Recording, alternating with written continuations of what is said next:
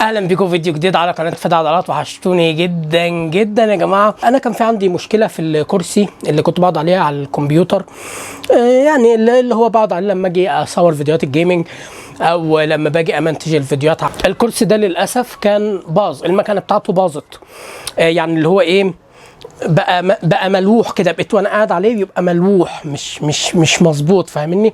وساعات الظهر يفلت لوحده، المكنه باظت حرفيا خلاص يعني. رغم ان الكرسي نفسه يعني ما زال كويس، هو طبعا فسه، بس ده من زمان، ده من ساعه ما جبته اصلا وهو مع يا دوبك ما فيش كام شهر، وهي كانت خامته مش حلوه قوي، فاهمني؟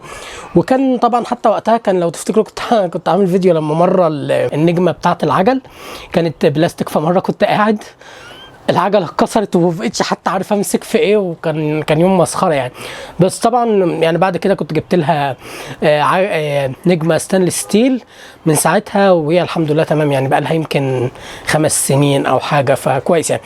بس هو المشكله في الكرسي اللي هو يعني المكنه بتاعته، هي المكنه ممكن تتغير.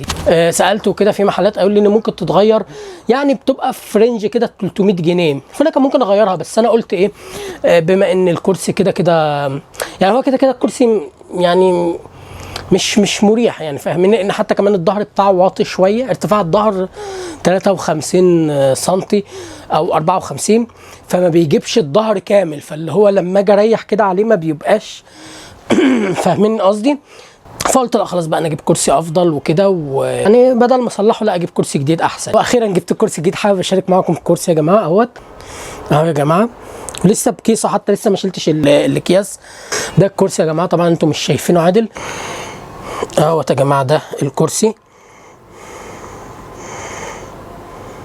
طبعا كرسي نفس نوعيه الايد بالظبط، برضك الايد بتاعت التاني كانت بلاستيك كده. انا بحب الايد اللي هي تبقى يا جماعه مسطحه كده، لان في كراسي بتبقى الايد مايله والايد مدوره، ما بحبش انا الحاجات دي، احب الايد مسطحه عشان اعرف اسند عليها. احب الايد فاهمني تبقى كده خط مستقيم كده، انما الايدين المايله والحاجات دي ما بحبهاش. تمام، وزي ما انتم شايفين يا جماعه دوت وده التنجيد بتاعه، بصوا منفخ يعني، كرسي حلو، الخامه مختلفه بقى المره دي اللي انا جايبه يعني احلى بكتير. هي بس عيبه ان النجمه بتاعته بردك بلاستيك، مش عارف باينه لكم ولا لا الصراحه، بس مش عارف، عندي احساس ان البلاستيك بتاعها نوعيته اقوى شويه من البلاستيك بتاع التاني، بس ايا كان عادي مش مشكله يعني. حتى لو اتكسرت بعد فتره كده هركب بقى النجمه الستانلس ستيل بتاعت الكرسي التاني، يعني دي مش هتبقى مشكله قوي يعني يا جماعه. بس زي ما انتم شايفين الكرسي المره دي يعني اكبر بقى، الظهر اكبر يا جماعه من التاني. انا عايز اقول لكم الظهر هنا 73 في حين التاني كان 54. عايز اقول لكم حتى الظهر ده اكبر من ظهر الكرسي بتاع ايكيا ذات نفسه. ده الظهر بتاع كرسي الايكيا كان 65، انما ده 73. طيب عايزين بقى ايه، عايز اشيل بقى البلاستيك اللي عليه دوت.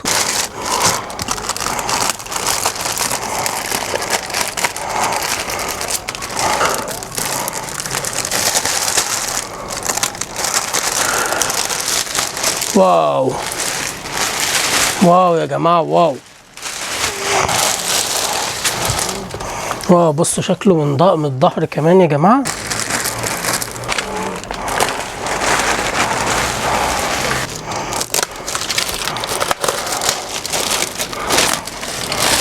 بصراحه يا جماعه يعني شكل الكرسي جميل جدا، بس هم عاملين الاكياس بطريقه غريبه قوي. الاكياس يعني اللي هو يعني رغم ان انا شلت الاكياس بس في بقايا كده مش عارفه اوصل لها. بس انا جايبه المره دي بقى اللي هو منفخ، يعني اللي هو الخامه، انا عندي احساس ان دي خامه مش هتهبط بسرعه، الخامه مختلفه يعني. الكرسي شكله حلو قوي يا جماعه زي ما انتم شايفين، وممكن بصوا بيلمع ازاي، وممكن اوري لكم كمان من الظهر. واو بجد شكله جميل جدا. هو لونه مش اللي هو الاسود الغامق، لا اللي هو يعني زي رمادي غامق كده، لا اسود بس لونه جامد جدا. شكل الكرسي فخم قوي، عايز اجرب اقعد عليه كده. واو الاحساس، لا يا جماعه، لا مختلف، الاحساس جميل قوي. انا عايز اجرب ارفعه. واو بصوا ده هو اعلى حاجه، ده كده على وضعيه اعلى حاجه. جميل، لا كرسي جميل فعلا. ده لو انا بليته ليه كده، بهدلته ليه كده، لسه جديد الكرسي. ايه ده هو علي مش عارف اطلع عليه هو علي مش عارف اطلع عليه يا جدعان. تعالوا استنوا كده اجرب انزله. ده بينط كده ليه؟ بينط نطه غريبه. ها كده خلاص مفيش بادي. فاكرين؟ يعني يا جدعان والله كرسي جميل ولذيذ. لا لذيذ فعلا، لذيذ انا مبسوط بيه قوي الصراحه. عايز اجرب ارجع بالظهر كده. الحقوني. الحقوني يا جدعان. الحقوني يا جدعان.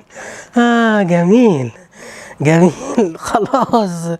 يعني ده يا جدعان على فكره جايبه من نفس الشركه اللي كنت جايب منها الكرسي التاني، بس الكرسي التاني كنت جايبه من كذا سنه كان ب 600 جنيه، بس الخامه اللي شبهه لقيتها المره دي في واحد كان ب 800 وشويه قرب 900 جنيه، وفي واحد بس كان اعرض كده سنه، في واحد بقى كان مقارب ليه قوي، كان ب 1350 تقريبا حاجه زي كده، بس انا ما جبتوش لان الخامه انا عارف بقى ان الخامه دي بتهبط بسرعه، بقول لكم ما فيش بعدها بشهر او شهرين الخامه هبطت تماما، فعشان كده ما جبتش نفس النوع تاني بقى. تخيلوا ده بكام بقى؟ ده مكلفني جامد يا جماعه، لان انا اخترت بصراحه المره دي اخترت احسن كرسي موجود، اللي هو اللي حسيت بقى ان السفنج بتاعه تخين ومتين كده، واللي هو الخامه بتاعته مش تهبط بسرعه.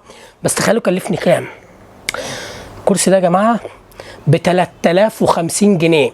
لا وكمان ايه، الشركه اللي انا شاري منها دي قطاع عام، اللي هو قالوا لي صراحه كده، قالوا لي احنا الحاجه بتطلع من عندنا بفواتير حكوميه، اللي هو ما فيش امكانيه ان انت بعد كده ترجع او تبدل، فلو هتاخد حاجه عينها كويس قوي وانت هنا، وتاكد تمام قوي ان انت عايزها، عشان خلاص مفيش بعد كده فعلا لا تبديل ولا ترجيع. لدرجه انا بقى قمت عامل ايه بقى، كان في واحد كده هناك ولد كده شاب كده صغير، قمت قلت له معلش خليك معايا كده، وقمت قلبت الكرسي بقى وعينت الفولاذ من تحت وعينت المكنه وعينت الكرسي. بصوا يا جماعه قلبته من حرفيا شقلبت الكرسي من كل النواحي، عينته اتاكدت ان ما فيهوش اي عيوب نهائي، لان ما فيش خلاص، هو لو في اي مشكله لما اروح خلاص مش عارف ارجعه تاني، فخلاص كان لازم اعمل كده. عينته كويس رغم ان كان فيه صعوبه شويه، وهو اصل هو عليه الاكياس ما كانش ينفع اشيل الاكياس تمام، فكان الموضوع صعب شويه ان انا عينه والاكياس عليه، بس فليته يا جماعه، فليته حرفيا وانا هناك. بس بجد الكرسي جميل ومريح. هو الكرسي القديم يا جماعه ابعاده من الايد للايد كانت 64، والعمق بتاع القعده بتاعته اللي هي الحته دي من الظهر لغايه قدام خالص، كان في الثاني كان 48 والظهر كان 54. هنا نفس الابعاد ديت بس من الايد للايد 65، ازيد سنه بسيطه، والقعده زي ما هي، انما الظهر 73. انا قاصد اجيب الظهر اكبر عشان يبقى شامل ظهري كله، ما يوجعش ظهري، لان الظهر القصير يا جماعه بيجي هنا الحته نهايه الكرسي دي بتيجي في العظم كده، تقوم تضايقك وتتعبك، ومع الوقت تتعب لك ظهرك، فاهم؟ عشان كده انا انما بقى الكرسي ده اللي هو بتاع ايكيا زي ما قلت لكم الارتفاع 65 ومن الايد للايد 63، يعني برضك يعتبر مقارب، فرق بسيط، انما القعده بتاعته عمقها 45 بس هو ده كرسي جميل بصراحه، انا مبسوط. انا جايبه طبعا مش لهنا كرسي الايكيا زي ما هو عادي، انما ده انا جايبه عشان الكمبيوتر.